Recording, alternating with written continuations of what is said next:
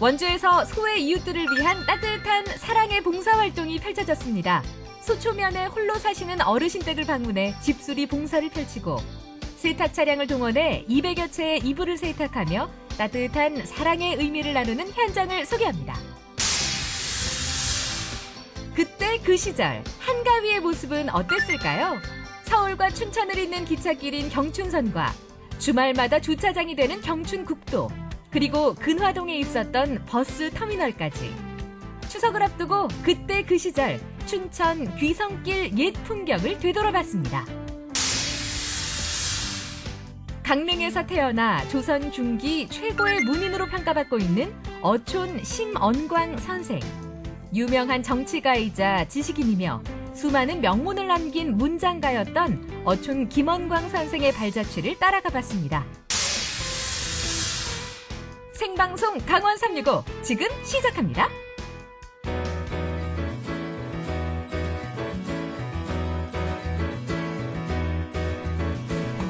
안녕하세요. 9월 28일 월요일 생방송 강원 365 김영석입니다. 안녕하세요. 광명수입니다. 내일 모레부터 본격적인 추석 연휴가 시작이 됩니다. 올해 추석 연휴 기간 동안 이동 예상 인원이요. 지난해보다 30% 줄어들 거라고 하는데 이렇게 되면 교통체증도 좀 줄어들지 않을까요? 근데 안타깝게 그렇지 않을 것 같습니다. 코로나19 확산 탓에 90% 이상이 자가용을 활용할 것으로 예상되면서 예년보다 고속도로에 더 많은 차량이 모이면서 더 혼잡해질 것으로 보입니다. 네, 올해 추석 연휴 모습이 예년과는 많이 달라질 것 같은데요. 고속도로 휴게소에서도 음식을 먹을 수 없다고 하죠. 맞습니다. 테이크 아웃만 가능하고요. 특히 야외에서 식사할 때도 투명 가림막이 설치된 곳에서만 음식물을 드실 수가 있겠습니다. 특히나 올해는요, 비대면 카드 사용을 권장한다고 하니까 이 점도 꼭 기억해 주시기 바랍니다.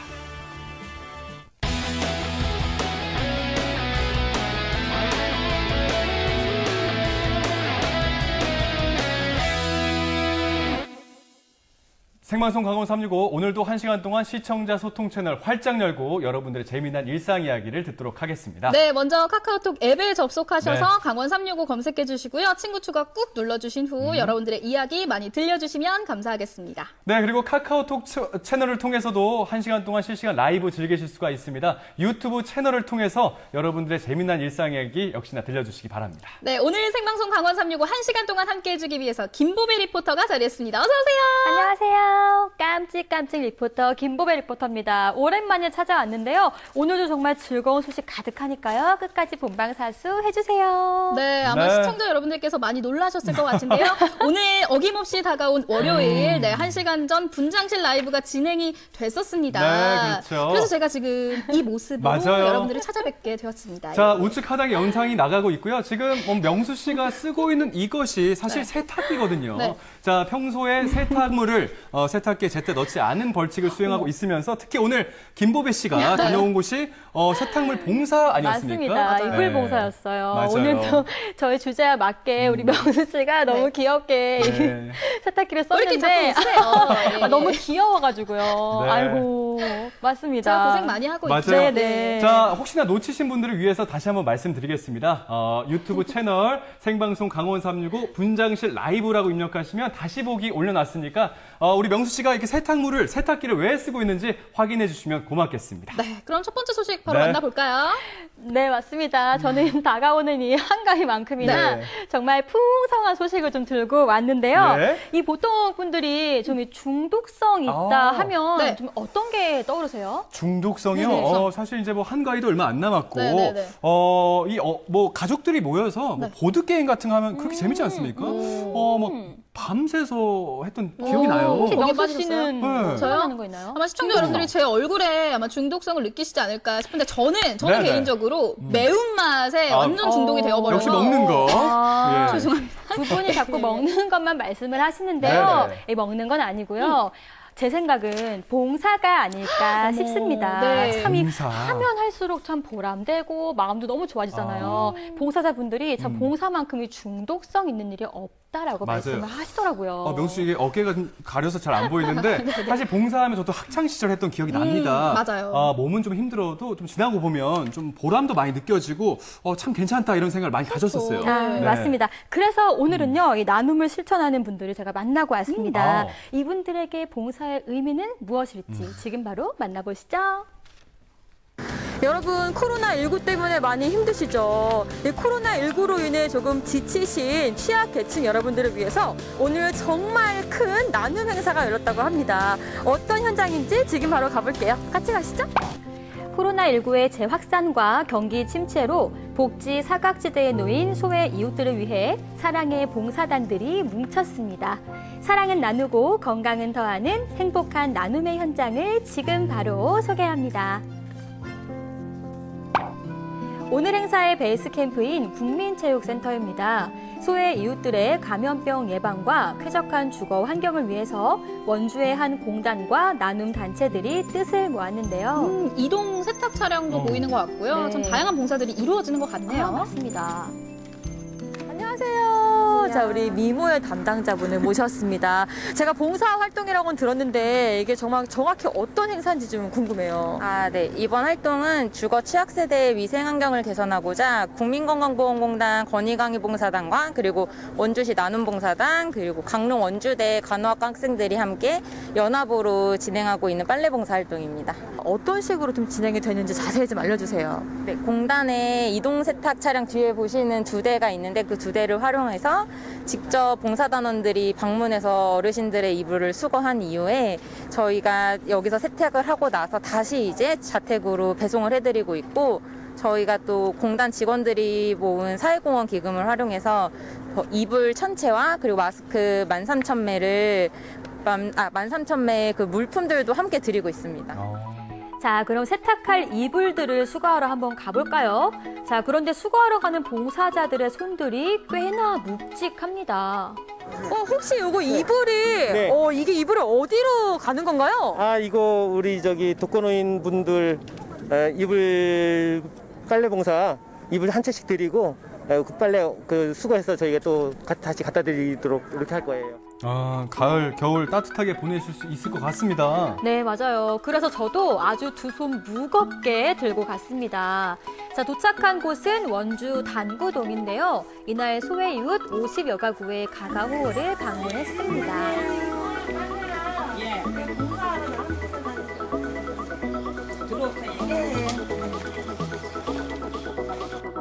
사실 어르신들이 직접 이불 빨래하는 건 쉽지가 않은데요. 이렇게 봉사자들이 직접 방문해서 이불도 수거하고 집안 소독까지 해드리니까 정말 너무 좋아하시더라고요. 또 올바른 마스크 착용법도 알려드렸습니다. 코를 이게 위에 가게 하고 머리끈을 이렇게 뒤에 걸어서 이걸 코 이렇게 슉 누르면은 바람이 안 새게 하면은 마스크 이렇게 올바르게 착용하는 방법이에요. 자, 현장에서 직접 시범도 보여드렸습니다. 그게 입으로 올라가는 거? 네, 코 쪽으로. 입으로. 이렇게 한 다음에 귀에 건 다음에 올바르게 착용을 해야 효과를 느낄 수 있잖아요. 코를 집어주시면 돼요. 좋은 일 하십니다. 바람이 안 통하게. 이게 뭐 전부 오는 거? 네? 전부 오는 거? 아니야. 잠깐 잠깐 벗으실 때 주머니 넣으셔야 되니까 이렇게 빼시고 요새 마스크 거리 하면 참 편하더라고요. 많이들 하시죠. 그럼 놓치지는 않는다 이거지. 어머니, 오늘 이렇게 와서 해주시니까 좀 어떠셨어요? 기분이 좋고 내 마음이 진짜 편안해서 우선 사람을 다 보니까 혼자 이렇게 있다가 코로나니 때문에 노인장에 놀러도 못 가지 이렇게 보니까는 기분이 좋은 거지 딴 거는 없어. 고마워요. 오늘 정말 열심히 정말 땀 흘리면서 봉사를 진행을 하셨는데 오늘 봉사자님께는 어떤 의미가 있는지 좀 궁금해요. 이번 기회에 건강보험공단하고 또 저희 일반 봉사단체인 나눔봉사단하고 협업해서 이렇게 오늘처럼 좋은 일을 진행하는 부분에 있어서 굉장히 뿌듯함을 느끼고요. 또 저희들이 자그마한 성이기는 하지만 또 혼자 계시는 어르신들한테 조금이나마 도움의 손길을 가질 수 있고 또 그 잠깐이라도 오늘 하루를 기억하시면서 또 1년 내내 또 주위에 더 이상 혼자가 아니구나라는 마음을 가지고 그 생활을 하시는데 힘이 될 수 있는 그런 부분이 되었으면 하는 바람입니다. 네, 한편 원주 소초면에서는 집수리 봉사가 한창입니다. 여든의 홀몸 어르신 댁으로 경제적인 어려움에도 불구하고 여러 이유로 인해 기초생활수급 대상자에서 제외된 경우라고 하는데요. 아무래도 이 복지 정책적으로 많이 지원을 하고 있지만 이런 홀로 계시는 홀몸 노인분들 중에는 이렇게 복지 사각지대에 있기 때문에 어떤 행정적 지원을 못 받는 사례가 종종 있어서 저희들이 그런 분들을 좀 발굴해서 이렇게 집수리라든가 환경이라든가 주거 환경을 좀 개선해 드림으로써 요즘과 같은 이제 감염병도 확산되는 시점에서 감염병 예방도 되고 겨울철 난방으로 인한 또 질병도 예방할 수 있고 이런 것들을 좀 저희들이 조금이나마 도움이 되도록 노력하고 있습니다. 보시다시피 여기저기 낡고 무너져 내린 곳이 많아서 아예 뼈대만 남기고 다시 짓고 있는 중이었는데요. 오래된 흙집이라서 그동안 외풍도 굉장히 셌다고 하고요. 주방과 욕실도 변변치 않아서 이 헛간을 터서 새로 만들었다고 합니다. 이 봉사자분들 덕분에 올겨울은 어르신들이 조금 더 따뜻하고 난방 걱정 없이 보내실 수 있겠죠. 이거 벽지를 이쪽에다 붙여달라는 거예요? 양쪽 다? 네. 봉사자분들은 이런 나눔을 통해서 매 순간 감사함을 배운다고 합니다. 이게 사실은 저도 일이 힘들죠. 안 힘든 사람이 어디 있겠습니까? 하지만은 이걸 함으로써 뭐랄까 상대는 기뻐할 수 있죠. 상대도 기뻐할 수 있지만은 본인 자신이 더 행복하거든요. 네. 결국은 내 행복을 위해서 돕는 거죠. 저렇게 봉사하시는 분들은 봉사를 하면서 마음이 굉장히 충만해진다고 하시더라고요. 그러면서 중독성이 있다고 해요. 중독성이 정말 심하다고 해요. 자, 드디어 이 엄청난 양의 빨래들이 모두 수거가 됐습니다. 지금 어마어마한 양이 제 옆에 있는데요. 지금부터 이 빨래를 본격적으로 시작을 한번 해보겠습니다. 자, 가시죠. 이날 원래 한 집당 이불 한 채씩만 수거를 하려고 했는데요. 막상 방문을 해보니 보통 3-4채가 기본이라서 이 빨래량이 기존에 생각했던 것에 비해 3배 이상 많았다고 합니다. 그래서 봉사자분들이 다음날 저녁까지 고생을 정말 많이 하셨다고 하더라고요. 이불 왔어요! 자, 수거에서 세탁과 건조, 포장까지 정말 보통 일이 아니었습니다. 괜찮으세요? 네. 아유, 이불이 뽀송뽀송해서 너무 좋은 것 같아요. 아우, 또 깔끔하게 또 이렇게 빨아가지고. 저희 집 이불도 좀 들고 나올 걸 그랬어요. 저도 빨고 싶어요, 여기서. 그래서 이렇게 바로 전달이 되는 거죠? 네네. 이렇게 딱 묶어서 간단하게. 끝났습니다. 고맙습니다. 네. 빨래 끝! 국가적인 재난 상황 속에서도 가장 힘들고 외로운 건 복지 사각지대에 놓인 우리의 이웃들이 아닐까 싶습니다. 이들을 보듬고 사랑과 나눔을 실천하며 함께 희망을 만들어가는 봉사자들. 이들의 구슬땀 흘리는 오늘을 많이 응원하겠습니다. 고마워요. 아까 중독성 했을 때 우리 명수 씨하고 저하고 뭐 먹는 거다, 뭐 보드게임이다 이렇게 말씀드렸었는데 좀 반성하고 있습니다. 네. 자, 화면 중간에 어르신이 요즘 코로나19 때문에 밖에도 외출도 못하고 뭐 노인정에도 못 가고 그러던 와중에 이렇게 사람이 찾아와줘서 정말 고맙다라고 말씀하신 게 참 마음에 이렇게 울림으로 남네요. 맞아요. 우리 어르신들께서 가장 견디기 힘든 것 중에 하나가 바로 외로움이 아닐까 싶어요. 맞아요. 올해는 코로나19로 인해서 노인정에서 즐기는 소소한 일상까지도 막혀버렸기 때문에 우리 어르신들 참 힘드실 텐데 힘내셨으면 좋겠습니다. 네. 맞습니다. 그래도 봉사자분들이 있었기 때문에 많은 힘이 되지 않았을까 하는 생각이 들고요. 네. 이 빨래 봉사와 방역 봉사는 11월까지 지역을 돌면서 계속될 예정이니까요. 많은 도움이 됐으면 좋겠습니다. 네. 이 봉사자분들의 따뜻한 마음만큼이나 정말 따뜻한 계절을 맞이하셨으면 좋겠습니다. 네, 네. 우리 보배 씨가 좋은 일 하고 오셨는데 세탁기가 정말 빠지면 안 되는 봉사 절대 아니었습니까? 안 되죠. 그래서 다시 한번 강조하고자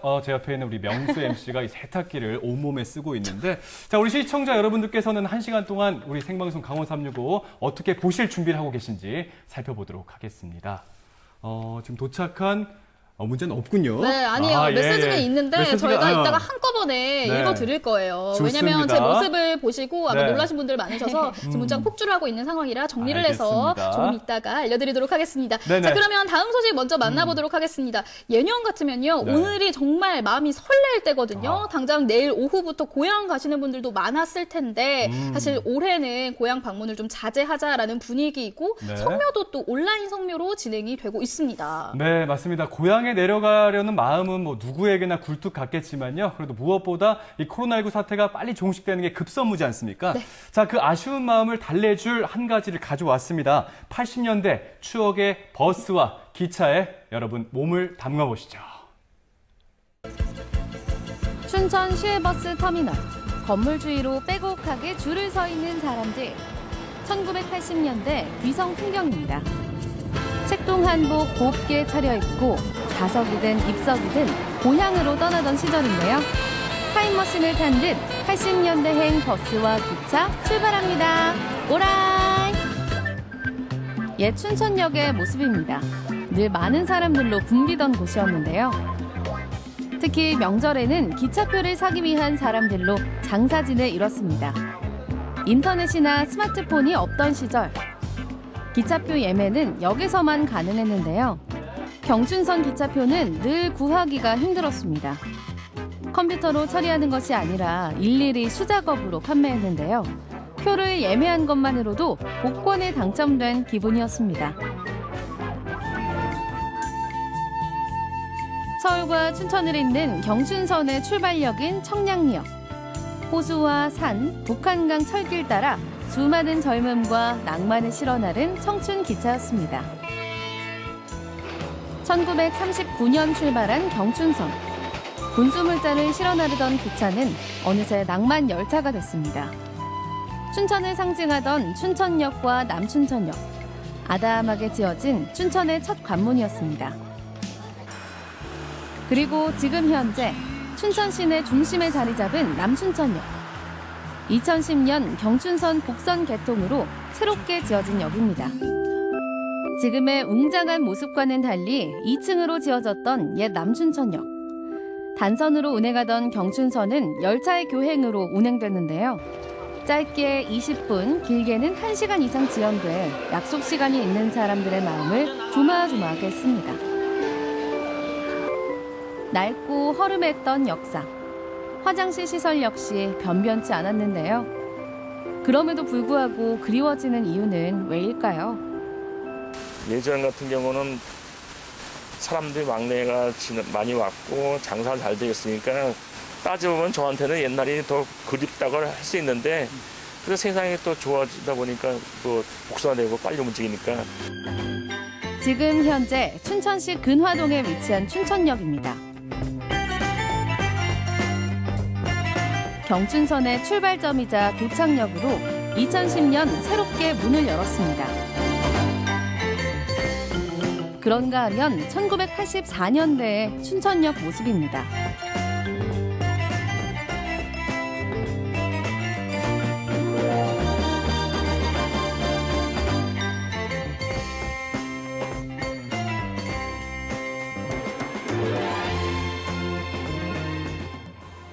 (6.25) 전쟁 때 불에 탄 후 1958년에 다시 지어 2010년까지 춘천의 관문으로 역할을 다했습니다.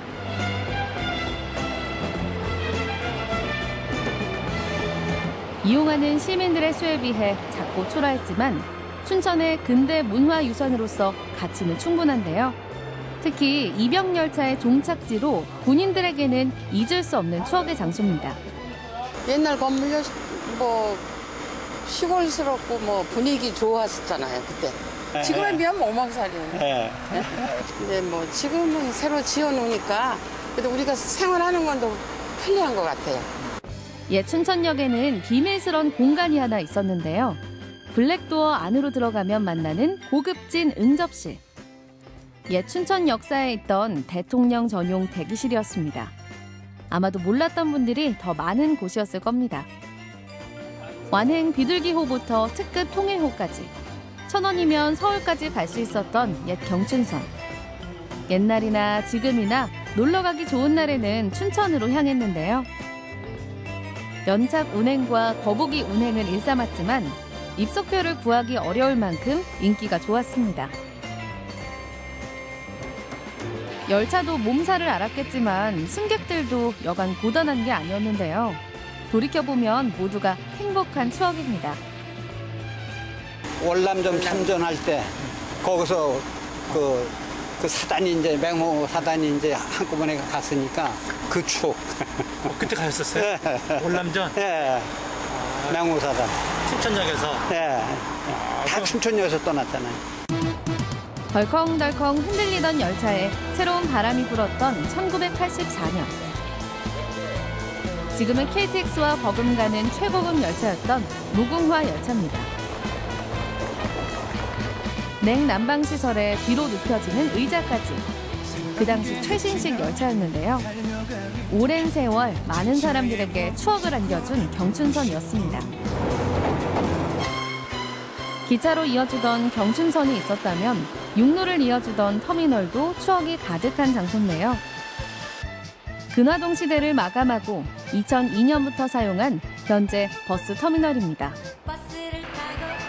근화동 철길다리 및 좁은 길을 지나면 있던 옛 근화동 종합버스터미널 기억나시나요? 1975년에 준공돼 약 30여 년간 수많은 사람들의 만남과 이별을 지켜봐 왔습니다.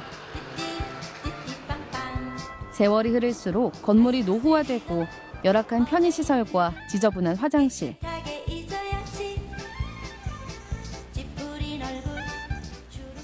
늘어난 교통량 때문에 버스들의 진출입이 불편해지면서 2002년 역사 속으로 사라졌습니다. 차가 들어설 데가 없어갖고 도로 주변까지 버스들을 갖다 세우는 그랬었거든요. 지금보다는 옛날보다 지금이 훨씬 좋죠.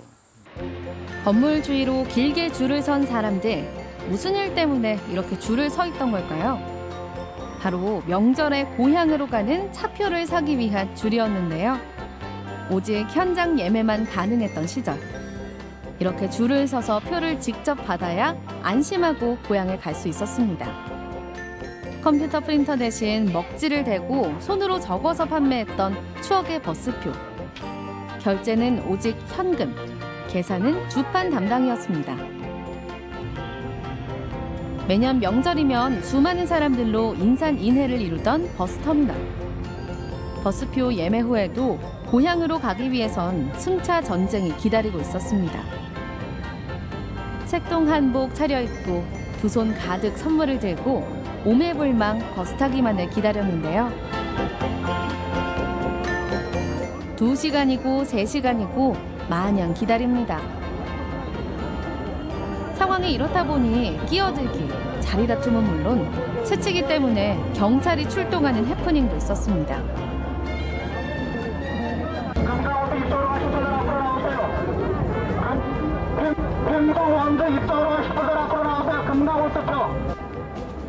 입석이라도 잡으면 로또 당첨만큼 기뻤는데요. 몸은 고단했지만 그래도 고향 가는 길은 행복했습니다. 많이 서서 해가지고 차는 굉장히 많이 다녔어요. 여기서 서울까지. 그 시간 1시간에 몇 대씩 다녔을 것 같던데. 근데 줄은 항상 서 있었어요. 여기서 버스를 타고 옛날에 마정동이었었지. 일요일 오후만 되면 명절 때만큼 수많은 사람들로 붐볐는데요. 특히 서울행은 터미널 줄서기의 백미. 버스표 예매도 없이 선착순으로 버스를 탔습니다. 정원 초과는 기본이고 입석마저 가득 차서 서울로 향했던 그때 그 시절. 편리하고 새로운 것도 좋지만 고단했던 그때가 추억이고 그리움으로 남는 이유는 뭘까요? 올해는 비대면 시대로 명절 귀성길이 사라지면서 지난 시절 옛 추억이 더욱 생각나는데요. 이제는 잊혀졌지만 아직도 많은 사람들의 가슴속에 간직된 추억들. 대중교통으로 춘천의 과거와 현재를 잇는 추억 여행이었습니다. 표 예매하기 위해서 줄도 길게 서 있고 막 주판도 등장하고 80년대 춘천의 모습 잘 봤습니다. 3, 40년 전 일인데 아주 새롭네요. 맞습니다. 이 엄마 아빠의 좀 옛날 추억 앨범 본 것 같은 그런 느낌이 좀 저는 들더라고요. 이 화면 보시면서 옛날에 진짜 그랬지, 옛날이 좋았어 이러신 분들 좀 있었을 것 같아요. 요즘은 좀 이제 스마트폰이나 이런 걸로 좀 예매를 해서 바로바로 기차에 타고 내리는 좀 그런 일들이 많잖아요. 맞아요. 줄을 좀 서 계신 거 보니까 약간 정겨운 느낌? 그런 느낌이 좀 들더라고요. 맞아요. 2시간, 3시간 기다려서 고향 가는 것만으로도 기쁘고 행복했던 시절이었습니다. 유례 없이 비대면 추석 명절을 보내야 하는 올해 더욱더 그리워지는 풍경이었네요.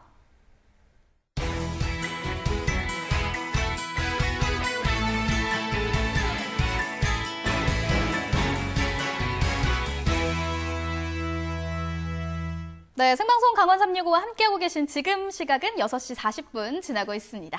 네, 지금 이 시간에도 카카오톡과 유튜브에 시청자 소통 채널 활짝 열려 있습니다. 많은 사랑 보내주시기 바랍니다. 네, 그럼 다음 소식 만나볼까요?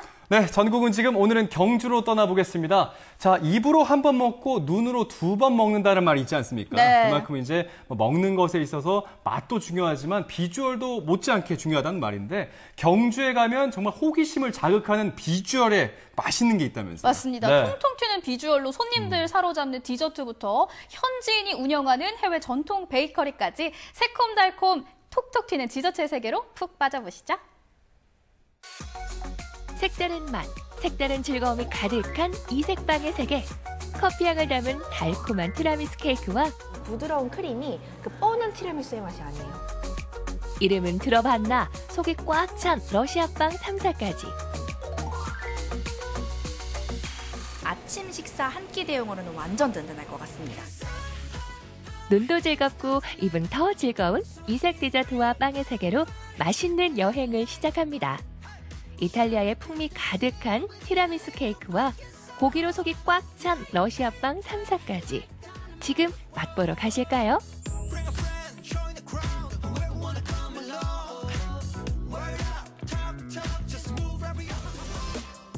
티라미수의 주 재료는 크림치즈와 달걀 그리고 커피지만 토핑과 부재료에 따라 다양한 매력을 발산한다는 사실. 오리지널부터 인절미, 블루베리까지 인증샷 부르는 비주얼의 5가지 티라미수가 완성됐습니다.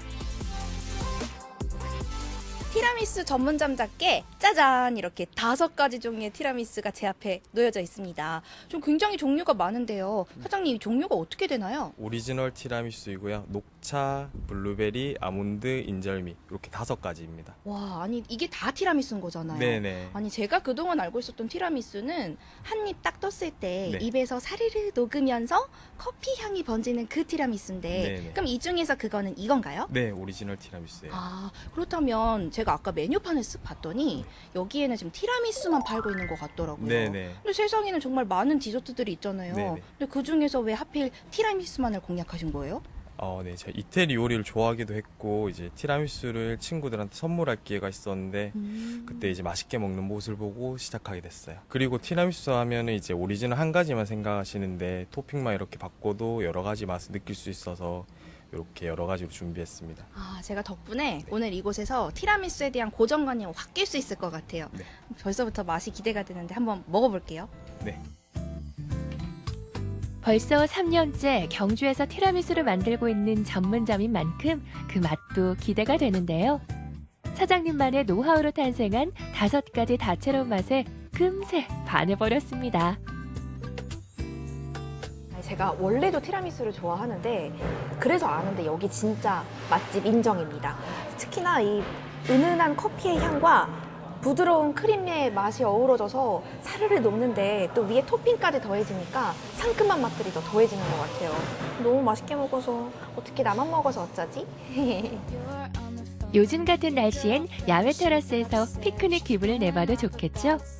초록이 가득한 들판의 풍경 속에서 커피 한 잔과 달콤한 티라미수 케이크. 가을 오후의 노곤함이 날아갑니다. 이렇게. 디저트에 이어 색다른 빵을 맛보러 온 지혜 리포터. 그런데 여기 빵집이 맞나요? 보이는 건 온통 낯선 식료품들. 이번에는 맛있는 빵을 먹을 수 있는 가게라고 해서 제가 한번 와봤는데요. 근데 빵은 안 보이고 요런 무슨 식료품 같은 걸 파는 가게 같은데 식료품 가게 아니에요? 빵이 어딨지? 아, 여기 빵 있네요, 빵. 그렇습니다. 이곳은 매일 직접 구운 빵을 판매하고 있는 리얼 빵집. 우즈베키스탄에서 온 고려인이 운영하고 있는 베이커리 겸 상점인데요. 익숙한 듯 낯선 모양의 빵들. 어떤 특별함이 있을까요? 뭔가 이색적인 빵이 있다고 해서 와봤는데 또 겉으로 보기에는 어디선가 본 것 같은 빵 같기도 하고 그런데 좀 다른 느낌도 나고 좀 궁금해지는데요. 사장님, 이 빵은 무슨 빵인가요? 러시아 빵이에요. 러시아 빵. 어쩐지 좀 우리나라 빵이랑은 좀 다른 느낌이 들긴 하더라고요. 그렇다면 러시아 빵은 한국 빵과 어떤 점이 다른가요? Отличается тем, что туда не входит сахар, более жестковатый, но внутри он очень мягкий, похож на французский багет. 좀 맛이 궁금한데 제가 한번 먹어볼 수 있을까요? 네. 아, 그럼 제가 한번 먹어봐야 이 맛 설명할 수 있을 것 같아요. 한번 먹어볼게요.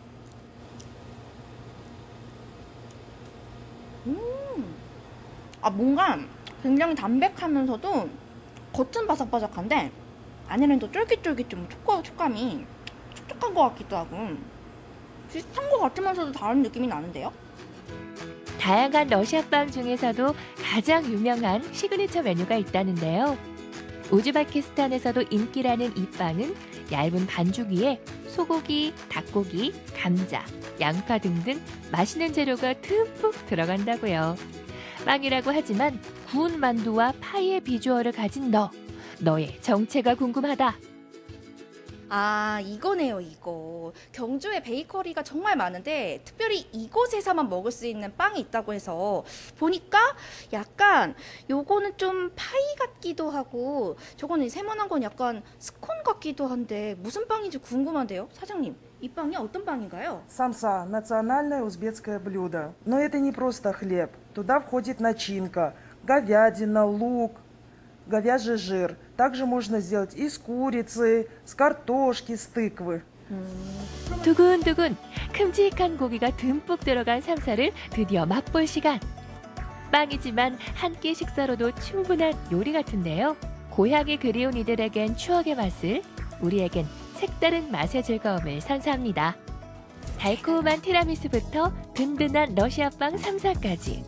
눈도 입도 즐거운 맛있는 여행 어떠셨나요? 경주에서 색다른 즐거움을 만나보세요.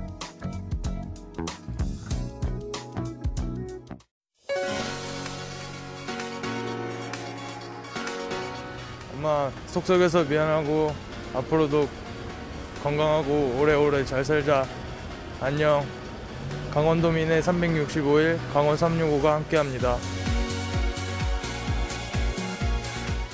언제나 강원도민과 365일 함께하는 생방송 강원 365와 함께하고 계십니다. 네, 다음 소식 만나볼 텐데 제가 요새 용석 씨에게 질문을 너무 많이 드린 것 같아서 그래요? 네, 오늘은 보배 씨에게 질문을 드리도록 좋아요. 하겠습니다. 마음 놓으세요. 네. 보배 씨 일단 강릉에서 태어나셨습니다. 네네. 이분 그리고 조선 중기에 최고의 문인으로 평가받고 있는 이분 누군지 아시나요? 아, 당연히 알고 있고요. 그래요? 제가 또 문학 소녀 아니겠습니까? 조선 중기 최고의 시인입니다. 특히 강릉 시민분들은 절대 잊어서는 안 되는 그 이름, 바로 어촌 심언광 선생이죠. 맞습니다. 맞죠? 맞습니다. 자, 지금부터 심 선생님의 발자취를 따라가 볼 건데요. 그의 위대한 문학적 가치와 생애를 조명해주는 문학의 밤 현장 분위기까지 함께 즐겨보시죠. 한 자루 붉은 붓을 주인에게 선물하니 종이 위를 내닫는 바람에 모두 놀라네. 친구가 전하는 어촌 심원광 선생에 대해서 얼마나 알고 계십니까? 이곳 강릉에서 태어나서 조선 중기 최고의 문인 정치가로 평가받고 있는 어촌 심원광 선생의 발자취를 오늘 따라가 보겠습니다. 16세기 초 한국 문학사를 대표하는 인물하면 빼놓을 수 없는 주인공이 바로 어촌 심원광 선생입니다. 아직은 우리에게 생소한 이름이지만 강릉이 낳은 위대한 인물인데요. 어촌 심원광의 발자취를 따라 강릉으로 함께 떠나보시죠. 강릉시 운정동. 경포 인근에 위치한 이 건물은 보물 제183호인 해운정입니다. 1530년 강원도 관찰사로 내려온 어촌 심원광 선생이 지은 정갈한 목조 건물인데요. 해운정 내부엔 내로라 하는 문장가들의 친필 현판이 눈에 띕니다. 특히 해운정에 들어서자마자 보이는 현판 2개는 명나라 사신들이 쓴 글씨인데요. 이 현판들은 어떤 의미를 담고 있을까요? 아마 이거는 BTS 사인 정도 될 겁니다. 당시로 봐서는. 이런 거 하나 걸려 있으면은 사람들이 누구나 알 수 있는 형태와 이것만 봐도 그 사람이 어떤 지위와 어떤 위치에 있는 사람이냐라는 것을 알 수 있을 정도로, 물론 우암 송시열 선생의 저 글씨도 굉장히 사람들에게 이렇게 많이 알려진 분이 돼서 저런 것들도 있지만은 상당히 좀 귀한 역사적 자료로서의 그 의미도 가지고 있는 귀한 그림입니다. 이 그림은 1531년 심원광이 대사관에 임명된 걸 기념하기 위해 사관원에 같이 근무했던 관원들이 모여 제작한 것으로 추정되며 흔치 않은 그의 친필 유목 가운데 한 점이 미국에 소장 중입니다. 그렇다면 심원광 선생은 어떤 분일까요?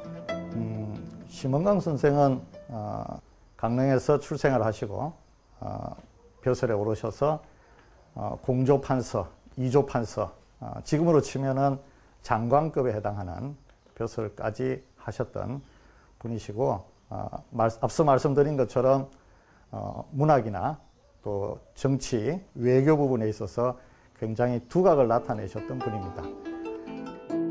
당대 최고의 시인이자 유망한 정치가였던 그가 지은 해운정.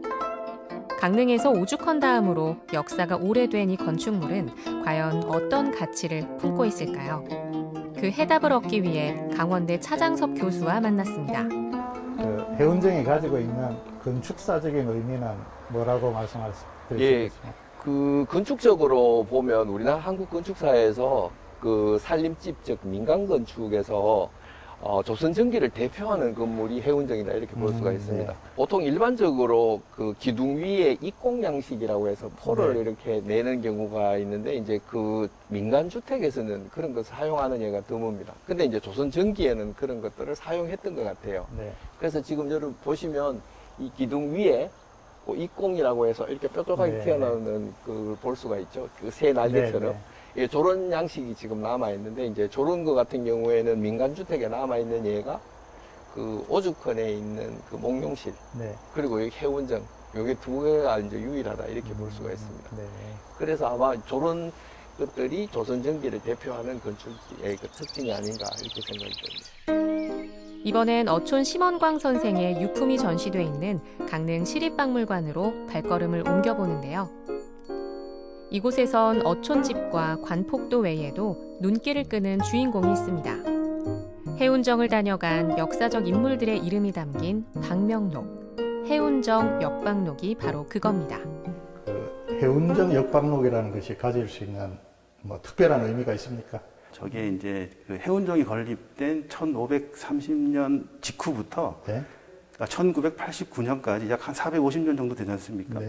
1408명의 이름이 수록되어 있는데, 거기에 이제 대표적인 인물들을 보게 되면 추사 김정희 선생, 그다음에 조선시대 최고의 하원이었던 김홍도가 정조의 명을 받아서 관동 팔경과 금강산을 이제 그리러 강원도로 올 때에 해운정을 이제 방문하게 됩니다. 사실 지금 어촌 심원광 선생 같은 경우는 전국적으로 널리 알려져 있는 인물은 아니라고 봅니다. 그 이유는 뭘까요? 일단 심원광 선생의 그 문학 작품, 특히 이제 한시가 이제 850수 정도 남아 있는데 이것을 그 연구하고 대외적으로 홍보하고 그 한 활동들이 좀 저조했다라고 이제 볼 수가 있을 것 같습니다. 그래서 심원광 선생이 그 작품 세계의 우수성이라든가 그다음에 중앙 정계에서 활동했던 그런 치적 이런 것들이 그 우리 강릉뿐만 아니고 전국을 대표할 수 있는 그런 내용임에도 불구하고 아직까지 많이 알려지지 못한 이유 중에 하나가 이제 그런 것들이 되겠습니다. 예로부터 어촌 심원광 선생에게 많은 작품의 영감을 준 고향 강릉. 그리고 바로 이곳 태운정에서 그의 역사를 되짚어보는 의미 있는 행사가 열렸습니다. 출연자들과 스태프들의 발열 체크와 방역 작업을 마친 후 본격적인 공연이 시작되는데요. 이번 행사는 어떻게 마련됐을까요? 올해 7번째 맞이하는 문학의 밤 행사이고요. 어촌 선생의 뛰어난 문학 작품이 많이 있지만 아직 일반 시민들이나 대중들이 잘 모르는 부분이 많이 있습니다. 어촌 심원광 선양사업과 문학의 밤을 통해서 시민들이 어촌 선생의 훌륭한 문학 작품들을 많이 접해서 어촌 선생에 대한 이해를 넓힐 수 있는 기회가 되었으면 합니다. 올해로 7회째를 맞은 어촌 심원광 문학의 밤은 무관중 비대면 공연으로 진행됐습니다. 가수 진미령의 사회로 강원대 김풍기, 차장섭 교수와 심원광 선생의 삶과 문학적 가치에 대한 이야기를 함께 나눈 후 초등학생을 시작으로 장년층에 이르기까지 다양한 세대를 아우르는 한시 낭독극과 낭송이 이어졌는데요. 엔딩곡은 선생의 한시에 새로운 색을 입힌 현대식 가곡입니다. 황혼의 눈이 내려 강마을의 인적이 끊기고 심리 소나무 숲 줄지어 보통 가요에서는 느낄 수 없는 그런 가사말이 나오다 보니까 앞으로 정말 한시를 바탕으로 노래를 한번 만들고 싶다라는 생각도 들었고, 그리고 또 이 강릉에 그렇게 율곡이 선생같이 훌륭하신 분이 또 한 분 계셨다는 것을 새삼 느끼게 됐어요. 그래서 참 오늘 그 어촌 심원광 문학의 밤 참 좋은 자리였다고 생각합니다. 아직도 2층 역사 속에서 제대로 조명받지 못하고 있는 어촌 심원광의 업적과 문학 세계.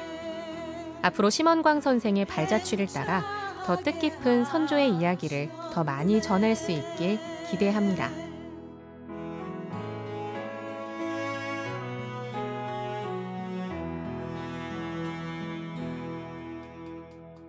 네, 심원광 선생 많은 시간이 지났지만 그의 업적은 우리 문화에 또 우리의 역사에 살아 숨쉬고 있습니다. 앞으로 그의 이름 석자를 잘 새겨야겠습니다. 네. 강원 365와 함께하는 이 밤 진정 행복하다오. 어이구. 이 문학의 밤 행사가 올해로 7회째를 맞이했다고 합니다. 자, 저도 내년에는 이 한시 한수 낭독하러 가봐야겠어요. 어머. 이런 말씀 없으셨는데 정말 갑자기. 다르게 보여요. 내년에 정말 제가 참여하겠습니다. 예. 좋습니다. 어촌 심원광 선생의 삶과 문학적 가치를 알리기 위한 노력들 계속해서 이어졌으면 좋겠습니다. 네. 이렇게 해서 마지막 소식까지 모두 만나봤는데요. 우리 시청자 여러분들께서는 생방송 강원 365 어떻게 함께 시청해 주셨는지 메시지와 댓글 만나보도록 하겠습니다. 좋습니다. 첫 번째 소식 카카오 채널을 통해서 도착했습니다. 홍현성님께서 주셨고요. 강원 365 시청자 여러분 모두 따뜻한 추석 보내세요. 코로나19로 직접 찾아가지는 못하지만 마음만은 언제나 고향에 있습니다 하셨습니다. 네. 홍현성님도 따뜻한 추석 보내시길 바라겠습니다. 모든 분들이 고향에 가지 못하셔도 마음만은 언제나 고향에 있겠죠. 그렇죠. 자, 좋은 소식 감사하고요. 자, 다음 사연은요. 역시 카카오톡으로 주셨고요. 우리 보배 씨가 한번 읽어주시죠. 제 얘기인 것 같은데 김지선님께서 MC분들 너무 잘생기고 예쁘세요라고 하셨어요. 감사합니다. 네. 오늘 보배 씨가 예쁘세요 하면서 막 노래까지 불러주시고 시도 한 수 읊어주시고 감사드립니다. 고맙습니다. 그리고 다음 메시지를 만나볼까요?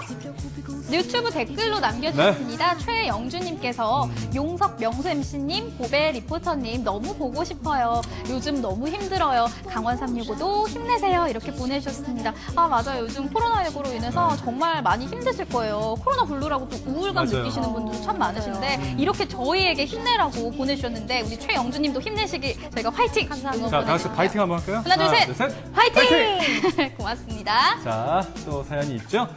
역시나 카카오톡으로 주셨습니다. JR님. 명수 MC님 세탁기 쓰셔서 그런지 얼굴이 탈수된 것 같네요. 라고 재미난 사연을 드렸습니다. 살이 쭉 빠졌으면 좋겠는데 탈수는 어떤 제가 좀 건조해 보이나요? 아니요. 건조하진 않고요. 턱선이 좀 많이 갸름해진 걸 보니까 뭐 효과가 좀 있는 것 같습니다. 어쨌든 메시지 댓글 남겨주셔서 감사합니다. 자, 오늘 명수 씨가 썼던 게 세탁기였지 않습니까? 보배 씨가 다녀왔던 이 세탁 공사와 관련된 이야기였는데 저희가 매주 월요일마다 5시 20분 분장실 라이브 유튜브 채널을 통해서 실시간 생중계되고 있습니다. 다음 주 분장실에선 또 어떠한 재미난 일상이 펼쳐지는지 또 누가 벌칙을 당하게 되는지 여러분들 사랑을 갖고 많은 관심 주셨으면 좋겠습니다.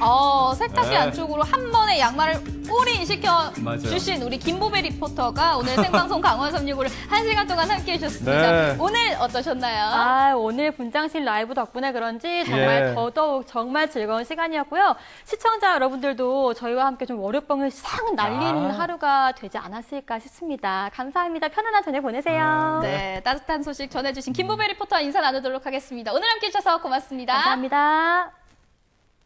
네, 생방송 강원 365 1시간 동안 함께해 주셨습니다. 자, 마치기 전에 명수 씨한테 질문 하나 드릴게요. 자, 명수 씨가 뭐 마스크 착용은 워낙 잘하고 계시고 있는데 마스크를 다 쓰고 수명 기한이 다한 마스크를 어떻게 처리하시죠? 쓰레기통에 버리죠. 쓰레기통에 버리지 않습니까? 그런데 요즘 길 가다 보면 숲풀 위나 길 위에 마스크 버려져 있는 경우가 종종 있더라고요. 맞아요. 그런데 그걸 봤을 때 표면에 오염물질이 있을 것 같아서 버리긴 해야 되는데 만지기 좀 그렇고 그렇다고 안 버리고 그냥 지나치기도 좀 찝찝하고 그렇더라고요. 맞아요. 이 마스크를 착용한 이유가 바이러스를 차단하는 데 있지 않습니까? 자, 그런데 이 마스크 표면에는 바이러스가 묻어 있기도 하고요. 이걸 치우는 과정에서 누군가에게 2차, 3차 감염이 일어날 수가 있습니다. 그러니까 앞으로 버릴 때 좀 주의할 사항들이 좀 있죠? 네, 맞습니다. 일단 내가 쓴 마스크는 내가 버려야 합니다. 이 마스크 표면에는요, 오염물질이 묻어 있기 때문에 안쪽으로 가로로 한번, 세로로 한번 접어주시고요. 마스크끈을 끊어서 묶어서 종량제 봉투에 넣어서 버려주시면 되겠습니다. 알겠습니다.